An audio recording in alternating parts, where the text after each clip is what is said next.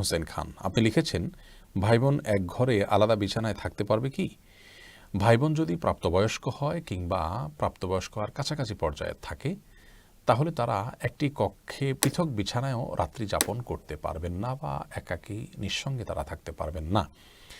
এর কারণ হলো নবী সাল্লাল্লাহু আলাইহি ওয়াসাল্লাম বলেছেন, লা ইয়াখলুয়ান্না রাজুলুন বিইমরাতিন, একজন পুরুষ একজন নারীর সঙ্গে কোনো কক্ষে বা কোনো জায়গায় একাকী সময় কাটাতে পারবেন না। কারণ হাদিসে এ উল্লেখ আছে যে একজন নারী একজন পুরুষ যদি কোথাও থাকে যারা একে অন্যের স্বামী স্ত্রী নন সেরকম, তাহলে তাদের তৃতীয় ব্যক্তি হিসাবে শয়তান সেখানে আবির্ভূত হয় এবং সে তাদের মধ্যে বাজে জল্পনা কল্পনা এবং চিন্তা এটা তাদের মধ্যে নিয়ে আসে। এই জন্য বাবা এবং মেয়েও যদি হয় সেক্ষেত্রেও তারা একটি কক্ষে পৃথক বিছানায় হলেও অবস্থান করা এটি জায়েজ নয়।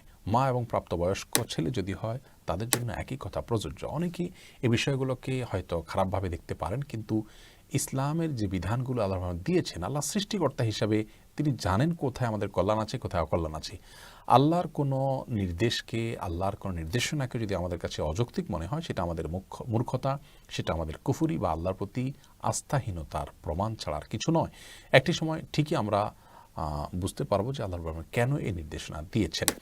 বিধায় এটি আমাদের লক্ষ্য রাখতে হবে।